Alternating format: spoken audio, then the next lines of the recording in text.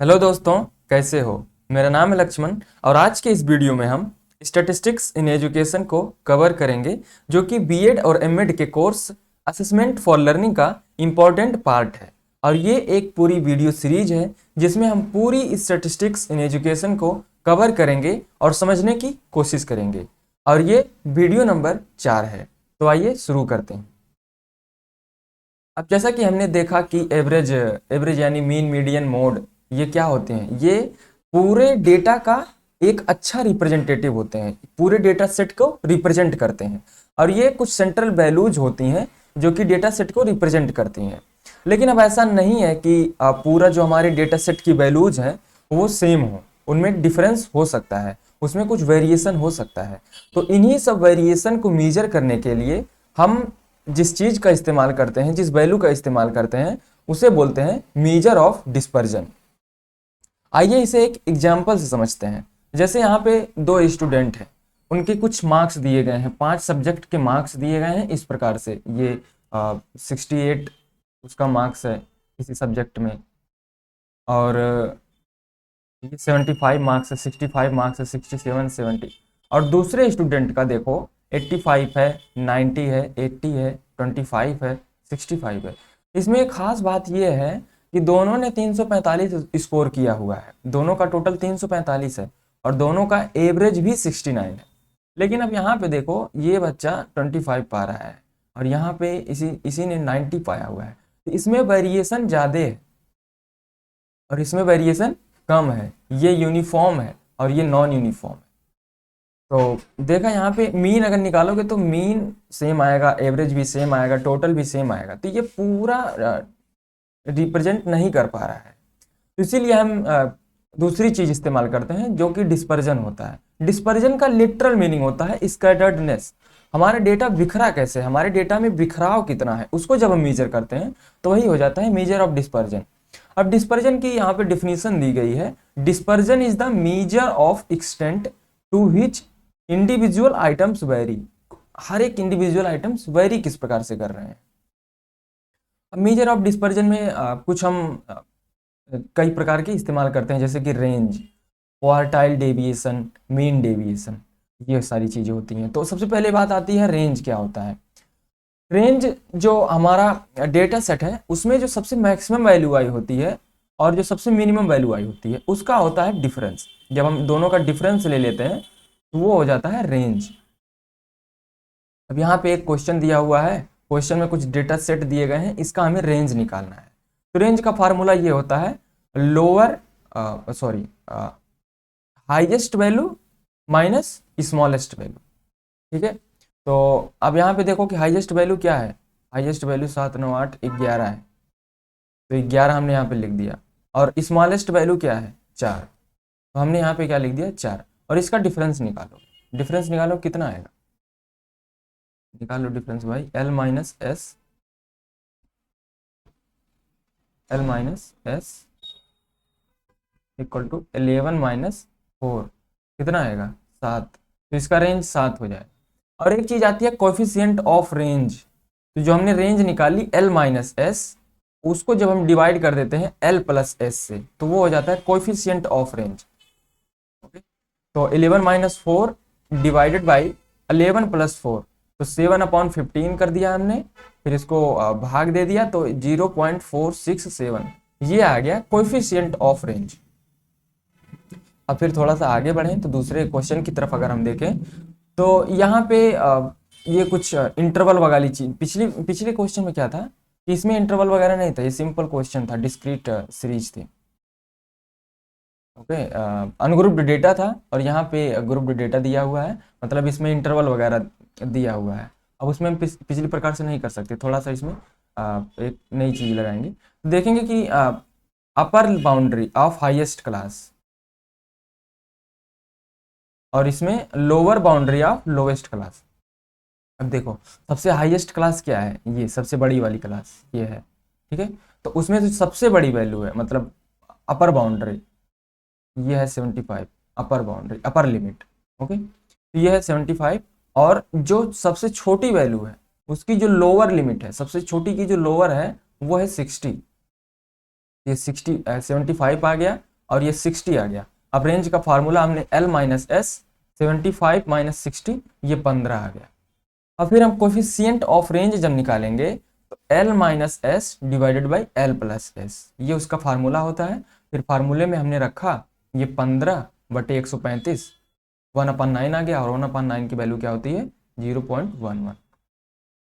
Okay, तो हमने ये रेंज देखा। रेंज के बाद हमने कोफिशिएंट ऑफ रेंज देखा।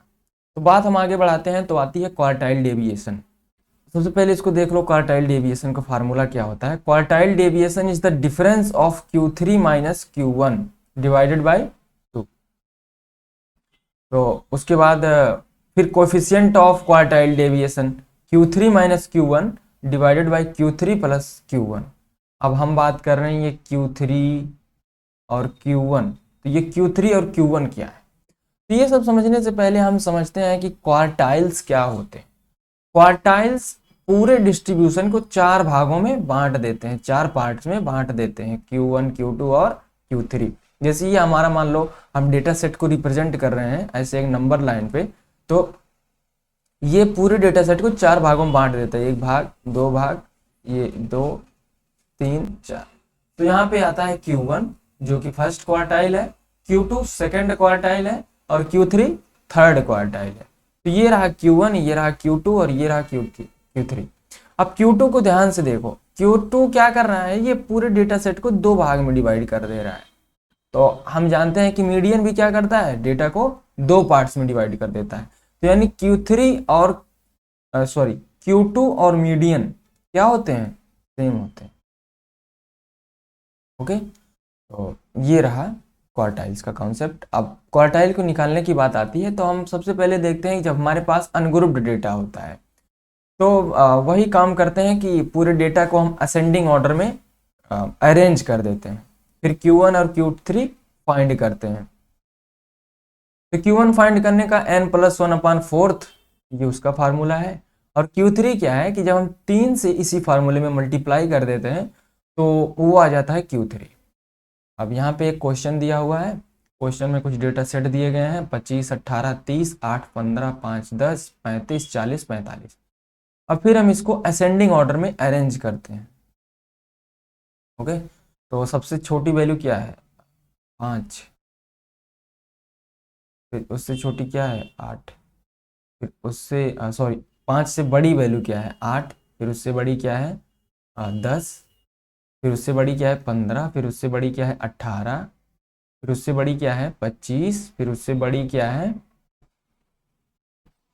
35, 25 से बड़ी क्या है 30, 30 से बड़ी क्या है 35, 35 से बड़ी क्या है 40, 40 से बड़ी क्या है 45। अब Q1 निकालो। आप सबसे पहले गिन लो कितना है, 1, 2, 3, 4, 5, 6, 7, 8, 9, 10, 10 है। तो n+1, 10 + 1 11 हो गया, 11 है, तो 4 से भाग दोगे तो 2.75 आया, यानी 2.75 ये वैल्यू। अब ये क्या है भाई, दूसरी वैल्यू हो सकती है, तीसरी वैल्यू हो सकती है, पहली वैल्यू हो सकती है, 10वीं हो सकती है। ये 2.75 आ गया, तो अब हम क्या करें। अब 2.75 को देखो तो ये किसके बीच में लाई कर रहा है, 2.75 किसके बीच में लाई कर रहा है, 2 और 3 के बीच में। ये 2.75 3 से छोटा है और 2 से बड़ा है। ओके, तो जब हम Q1 निकालेंगे तो हमारा जो फार्मूला आएगा, तो ये सेकंड आइटम प्लस ये जो 75 आया है 0.75, इसको मल्टीप्लाई कर देंगे और तीसरी वैल्यू और दूसरी वैल्यू का डिफरेंस ले लेंगे। क्यों तीसरी वैल्यू लिया, क्योंकि ये जो हमारा 2.75 ये 2 और 3 के बीच में लाई कर रहा है, तो हमारा तीसरी वैल्यू और दूसरी वैल्यू का डिफरेंस और इसका मल्टीप्लिकेशन और ये फिर सेकेंड आइटम, ये हो जाएगा हमारा Q1। समझने की कोशिश करना, ठीक है। तो सेकेंड आइटम अपना क्या है 8, सेकेंड आइटम 8 है। और फिर 0.75 को तुम 3/4 लिख सकते हो ना, हाँ लिख सकते हो, आसान होगा, लिख लेना। और थर्ड वैल्यू क्या है, थर्ड वैल्यू देखो यहाँ पे, थर्ड वैल्यू 10 है। और दूसरी वैल्यू क्या है 8, तो 10 और 8 का डिफरेंस ले लेंगे और फिर ये 8 आ गया प्लस 3/4 इंटू 2, तो 1.5 आएगा। 1.5 को 8 में जोड़ोगे तो 9.5 आ जाएगा। ये आ गया अपना Q1 क्वार्टाइल, फर्स्ट क्वार्टाइल। अब हम Q3 के लिए बात करें तो Q3 को 3 से मल्टीप्लाई कर देना है। इसी वैल्यू को हम 3 से गुणा कर देंगे तो आ जाएगा 8.25 आइटम। फिर से बात पड़ी कि हम 8वीं वैल्यू हो सकती है, 9वीं हो सकती है, लेकिन ये 8.25 क्या होगी, ये 8th आइटम प्लस 0.25 का मल्टीप्लाई कर देंगे और 9th वैल्यू और 8th वैल्यू का डिफरेंस ले लेंगे। ओके, अब यहाँ पे देखो कि 9th वैल्यू क्या है। 9th वैल्यू क्या है 40 9th वैल्यू, और गिन लो 1 2 3 4 5 6 7 8 9th, ये 9वीं वैल्यू है और ये 10वीं वैल्यू है। इन दोनों का डिफरेंस निकालो। ठीक है, तो यहाँ पे 9th वैल्यू और 8th वैल्यू आ गई। 40 और 35 का डिफरेंस 5 आ गया और 35 प्लस 5 4, ये कितना आ जाएगा 5/4 1.25। ओके, तो इसको जब ऐड करोगे तो 36.25 इसकी Q3 आ जाएगी। अब जब हमारे पास डिस्क्रीट सीरीज हो, डिस्क्रीट सीरीज में जब हम हमारे पास फ्रीक्वेंसी हो, ये सारी डिस्क्रीट सीरीज हैं लेकिन पिछले में फ्रीक्वेंसी नहीं थी, अब की बार फ्रीक्वेंसीज हैं, तब हम क्या करते हैं, तब हम उसके लिए CF निकालते हैं, कुमुलेटिव फ्रीक्वेंसी, जैसा हम मीडियन वगैरह में करते थे। और फिर उसके बाद हम n+1/4 निकालेंगे और वो जो CF आई हुई है उसमें हम देखेंगे कि CF से जस्ट बड़ी, सॉरी, n+1 से जो जस्ट बड़ी होगी CF, उसके करस्पॉन्डिंग जो हमारी x की वैल्यू होगी वो क्या हो जाएगी Q1, यानी फर्स्ट क्वार्टाइल। ओके, फिर हम 3 इंटू n+1/4 देखेंगे और जो CF इससे बड़ी होगी वो हमारी Q3 हो जाएगी, उसके करस्पॉन्डिंग जो x की वैल्यू होगी वो हमारी Q3 हो जाएगी। आइए इसे एक क्वेश्चन से समझते हैं। जैसे हमारे पास यहाँ पे एक क्वेश्चन दिया हुआ है, उसमें कुछ डेटा सेट दिए गए हैं और हमें उसके बाद इसमें क्वार्टाइल्स निकालना है। हम सबसे पहले अपना टेबल बनाएंगे फ्रीक्वेंसी डिस्ट्रीब्यूशन और उसके बाद हम क्युमुलेटिव फ्रीक्वेंसी वगैरह निकालेंगे।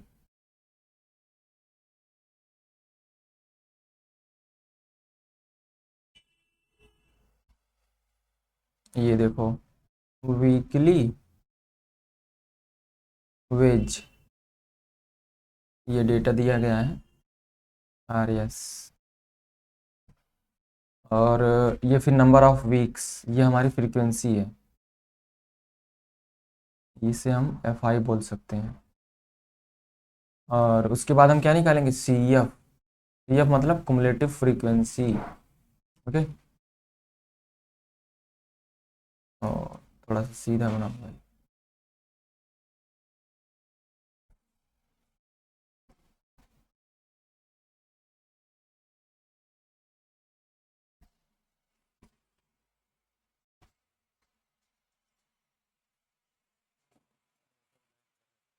ये 100 हो गया, ये 200 हो गया, ये 400 हो गया और ये 500 हो गया। अरे देख लो ना, यहाँ पे है भाई 500 600,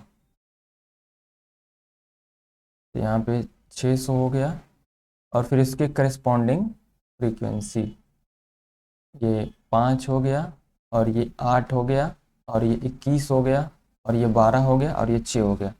और फिर देखो cumulative frequency 8 5 13, 13 21, 13 21 34, 34 12 46, 46 6 52। Okay,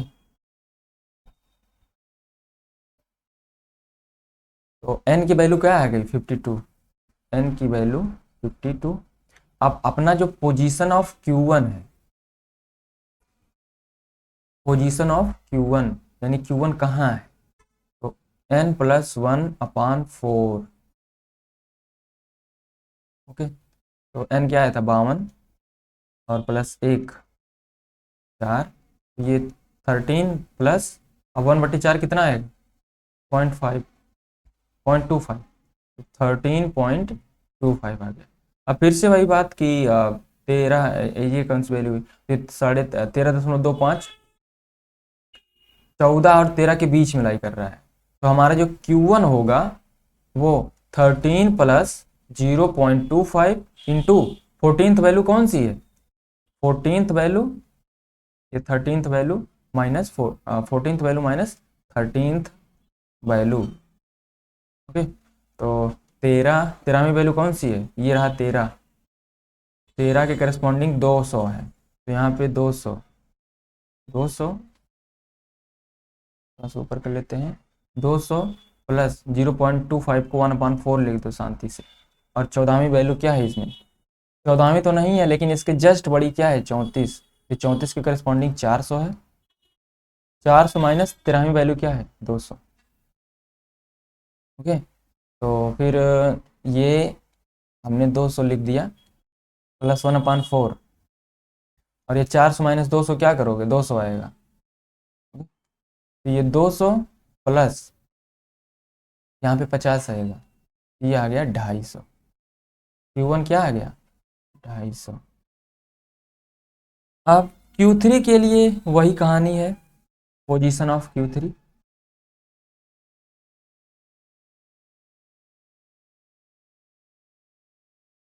three into n plus 1/4, 13.25। आप 13×3 = 39 कर लो और 25×3 = 75 कर दो, तो 39.75 आ गया। फिर से वही बात, ये 39 और 40 के बीच में लाई कर रहा है। अब देखो 39 और 40 वैल्यू है यहाँ पे नहीं है, तो 34 से बड़ी है ना 39 40, यही 46 वाला ले लेंगे। और 46 वाला एक ही लेंगे, ऐसा नहीं है कि दो वैल्यू इसमें होगी, एक ही वैल्यू होगी, अभी देखना क्या होगा। तो हाँ 39th वैल्यू, तो Q3 क्या हो जाएगा 39th value plus 0.75 into 40th value minus 39th value, ये वैल्यू है मतलब मल्टीप्लाई नहीं है, जो उसके करस्पॉन्डिंग वैल्यूज है। तो 39वीं वैल्यू क्या है, इसमें 39वीं वैल्यू है नहीं, तो वही 34वीं वैल्यू हो जाएगी। यार हैंग कर रहा है, ये 500 हो जाएगा ना, 34 से बड़ा क्या है 39, ये 500 उसके करस्पॉन्डिंग हो जाएगा, ये 500 प्लस 0.75 इंटू 500, यहाँ पे वही वैल्यू ली जाएगी क्योंकि 40 और 39 है नहीं, और 34 से बड़े हैं दोनों 40 और 39, तो यही 46 वाला हम ले लेंगे। यहाँ पे दोनों वैल्यू में 500 ही आएगा, 500 माइनस 500, यहाँ समझने की कोशिश करो, तो 500 500 घट के क्या हो जाएगा 0, तो ये 500 हो जाएगा Q3। ओके, अब हम अपना क्वार्टाइल डेविएशन देख लेते हैं। क्वार्टाइल डेविएशन हमने क्या देखा था, थोड़ा सा स्पेस यहाँ पे बना लेते हैं।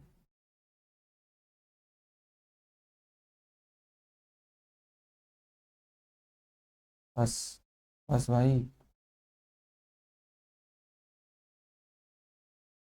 क्वार्टाइल डेविएशन क्या होता है, quartile deviation is equal to Q3 minus Q1 divided by 2। अब Q3 क्या आया हुआ है 500, माइनस Q1 क्या आया हुआ है यहाँ पे देख लो, ये 250 है, 500 माइनस 250 बटे 2, तो ये आएगा 250, और ये बटे 2, ये आ जाएगा 125, यानी जो क्वार्टाइल डेविएशन है वो आ गया 125।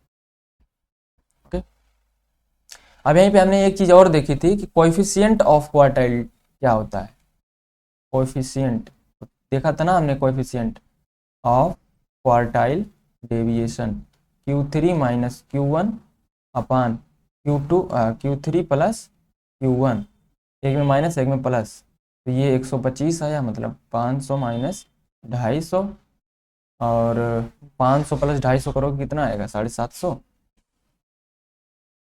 500 प्लस 250 तो कितना आएगा 250 प्लस 750, ये 1/3 आ जाएगा। 1/3 की वैल्यू जानते ही हो, 0.33 ये हो जाए। तो ये हो गया coefficient of quartile deviation. Okay, तो फिर आगे बढ़ाते हैं।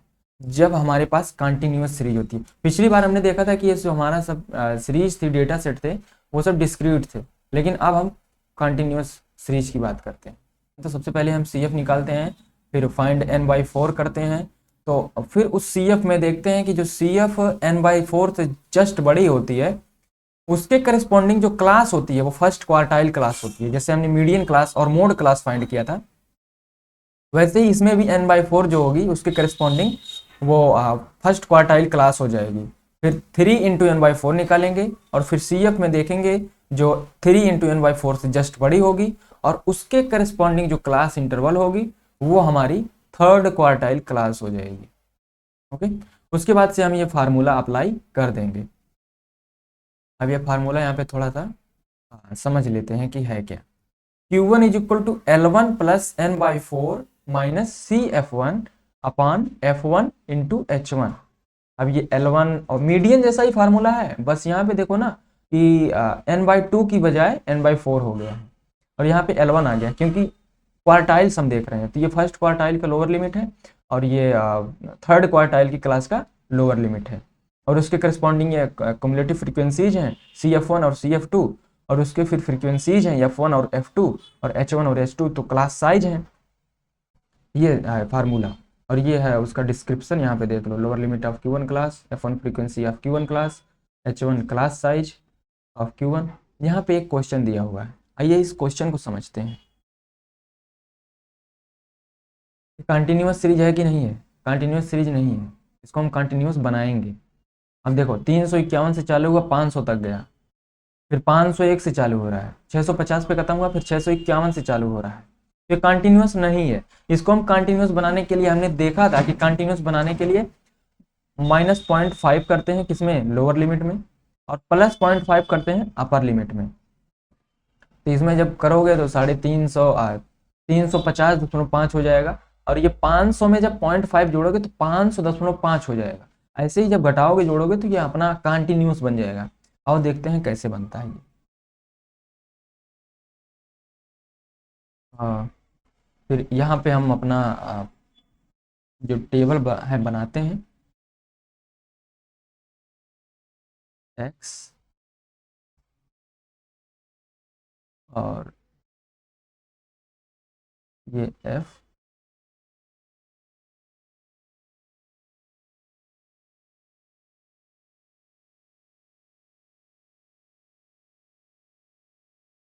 Cumulative frequency. कुमुलेटिव लिखने के बजाय हम सी एफ ही लिख देते हैं, सी एफ। देखो, हम वो चीज़ें नहीं लिखेंगे जो पहले इसमें लिखी हुई हैं, हम कंटिन्यूअस सीरीज बना करके लिखेंगे चीज़ों को। ओके, 1 2 3 4 5, 5 डेटा सेट दिया हुआ है।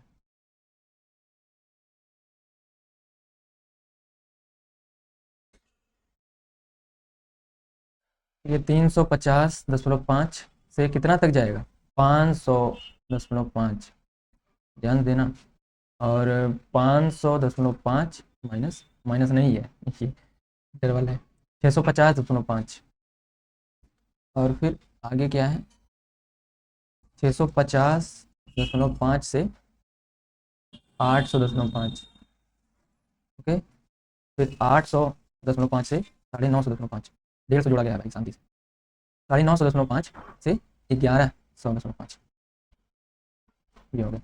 और फिर इसको मिला दो, यहाँ पे एक कॉलम बना लेते हैं टोटल के लिए। ये सीधा नहीं बनता था, सीधा नहीं बनता। अब फ्रीक्वेंसीज क्या थी, ये देखो। फ्रीक्वेंसी थी 48 और 189, और फिर इसकी करस्पॉन्डिंग फ्रीक्वेंसी क्या थी, 88, और ये 47 है, और ये 28 है। अब जब आप ऐड करोगे क्युमुलेटिव फ्रीक्वेंसी, ऐड करते जाओ, ये 48 प्लस 189 ऐड करोगे कितना होगा, 37 और ये 88 ऐड करोगे कितना होगा, ऐड करो भाई 325 और ये 47 ऐड करोगे कितना होगा 372। ओके, फिर ये 28 ऐड करोगे 400 हो जाएगा। ये आ गया फिर जब वही हमने ऐड किया ना, एन की वैल्यू आ गई 400। ओके, एन की वैल्यू क्या आ गई 400 आ गई। अब देखो एन अपान 4 हमको निकालने को कहा गया था ना, तो 400/4 कितना आ गया 100। तो अब देखेंगे कि 100 से जस्ट बड़ी क्या है, 100 से जस्ट बड़ा 189 है। ये हो जाएगा क्वार्टाइल क्लास, Q1 का क्वार्टाइल क्लास हो जाएगा, Q1 का quartile class 500.5 minus 650.5। Okay,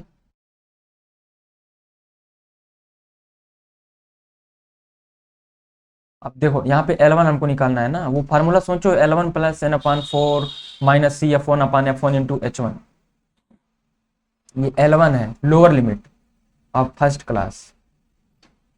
okay, और फिर n/4 क्या है 100 और CF1 कुमुलेटिव फ्रीक्वेंसी इससे छोटी, कुमुलेटिव फ्रीक्वेंसी इससे छोटी क्या है, इस क्लास से छोटी, ये है 48 48। और H1 क्लास साइज सबका सेम है 150। ओके, फिर फार्मूला को ध्यान से देखो, फार्मूला क्या था अपना, Q1 बराबर L1 plus n/4 minus CF1/F1 × यही था ना फार्मूला। अब जब हम वैल्यू पुट करेंगे तो क्या आएगा, यहाँ पे L1 की वैल्यू क्या है देखो 500.5 प्लस 100 माइनस 48/189 जो फ्रीक्वेंसी थी 150।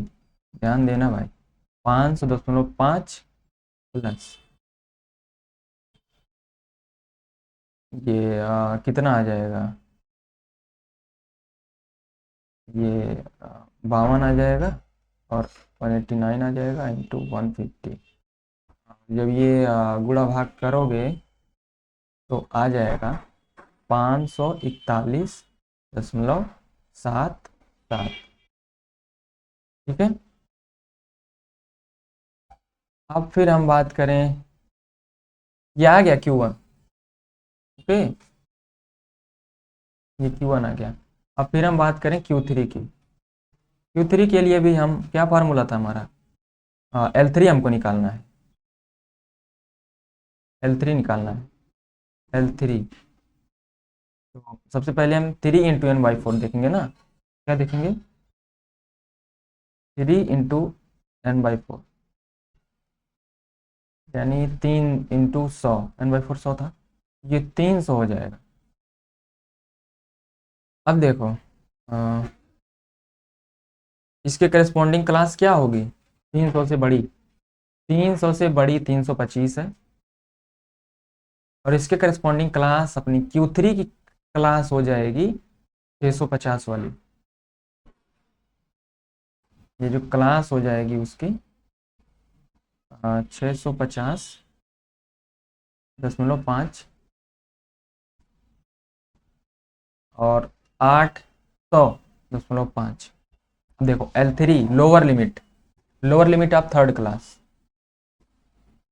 लोअर लिमिट है नहीं ये 650.5 और CF3 इससे छोटी वाली कुमुलेटिव फ्रीक्वेंसी, इस क्लास के करस्पॉन्डिंग छोटी वाली फ्रीक्वेंसी ये रही 325 से छोटा, देखो 237 छोटा लेना है, ध्यान देना भाई, कुमुलेटिव फ्रीक्वेंसी छोटी होनी चाहिए 237। ओके, और फिर F1 क्या है, इसके करस्पॉन्डिंग फ्रीक्वेंसी, इसके करस्पॉन्डिंग फ्रीक्वेंसी इस क्लास के करस्पॉन्डिंग फ्रीक्वेंसी, इस क्लास के ये फ्रीक्वेंसी है और ये कुमुलेटिव फ्रीक्वेंसी। तो फ्रीक्वेंसी क्या हो जाएगी, F3 हो जाएगी 88। ओके, और H3 तो सेम है 150, 150। अब सब चीज़ें आ गई, अब Q3 का फार्मूला लगाओ, ध्यान से देखो। Q3 L3 plus 3 × N/4 minus CF3 upon F3 into H3। Confuse नहीं होना है, बस वही मीडियन वाला फार्मूला लगाना है। यहाँ पे 3 लगा देना है, इस बार Q3 में 3 लगा देना है। और ये ध्यान देना है CF3 निकालना है और F3 निकालना है। ओके, तो L3 क्या आया हुआ है, ये 650, 650.5, और यहाँ पे 300 आया हुआ है। 300 माइनस CF3 237 आया हुआ है, 237। F3 क्या आया हुआ है, 88। और फिर वही कहानी 150। तो ये गुणा भाग कुछ करोगे तो ये आएगा कितना, 757.89। ठीक है, ये आ गया Q3। क्या आ गया, Q3। अब देखो, जो अपना क्वार्टाइल डेविएशन था उसका फार्मूला क्या था, भूल गए। Quartile deviation Q3 minus Q1 अपान 2। तो Q3 क्या आया हुआ है, 757.89 माइनस यहाँ पे Q1 क्या आया हुआ है, 541.77। 541.77 बटे 2। तो ये जब घटाओगे तो आएगा 216.12 और divided by 2 is equal to 108.06। Okay, फिर हमारी बात दूसरी क्या हुई थी, कोएफिशिएंट। इसका coefficient of quartile deviation is equal to Q3 minus Q1 upon Q3 plus Q1। ऊपर माइनस नीचे प्लस, कंफ्यूज नहीं होना है। 757.89 माइनस 541.77 और फिर यहाँ पे एडिशन लगा दो, 757.89 प्लस 541.77। तो ऐड करोगे कितना आएगा, फिर से सब्ट्रैक्ट किए थे तो 216.12 आया था, और ऐड करोगे तो कितना आएगा, 1299.66। ओके, तो फिर जब ये भाग भाग दे दोगे तो 0.1663 आ जाएगा। ये आ गया कोएफिशिएंट ऑफ क्वार्टाइल डेविएशन। जो मेजर ऑफ डिस्पर्जन में हमने देखा रेंज और क्वार्टाइल डेविएशन। तो ये रहा कुछ हमने देखा फिर क्वार्टाइल डेविएशन। आई होप आपको समझ में आया होगा, नहीं समझ में आएगा तो वीडियो को रिवाइंड करके देख लेना, क्योंकि थोड़ा सा कैलकुलेटिव पार्ट था और हमने कैलकुलेशन साथ साथ में किया, जिससे कि कुछ लोगों का कैलकुलेशन थोड़ा सा, फार्मूला तो समझ में आता नहीं है, क्योंकि फार्मूला तो समझ में तब आएगा जब हम उसकी प्रैक्टिस करेंगे। इसलिए साथ साथ में हमने प्रैक्टिस करी कि जिससे फार्मूला क्लियर हो जाए। और ये रही अपनी क्वार्टाइल डेविएशन, और ये रेंज रहा, फिर कोएफिशिएंट ऑफ रेंज रहा, फिर हमने अनग्रुप डेटा के बारे में समझा, ग्रुप डेटा के बारे में समझा, डिस्क्रीट सीरीज को समझा और कंटिन्यूअस सीरीज को समझा। जब कंटिन्यूअस सीरीज नहीं दी होती है तो उसको कैसे बनाते हैं ये भी हमने समझा। इतनी सारी चीज़ें हमने समझी। और फिर आगे की वीडियो में हम मीन डेविएशन समझेंगे कि मीन डेविएशन क्या होता है, डेविएशन क्या होता है और मीन क्या होता है, फिर मीन डेविएशन क्या हो जाता है। ओके, तो आज की वीडियो में बस इतना ही, और चैनल को सब्सक्राइब कर लीजिए और वीडियो को लाइक कर दीजिए, और मिलते हैं अगली वीडियो में। तब तक के लिए thank you and see you next time.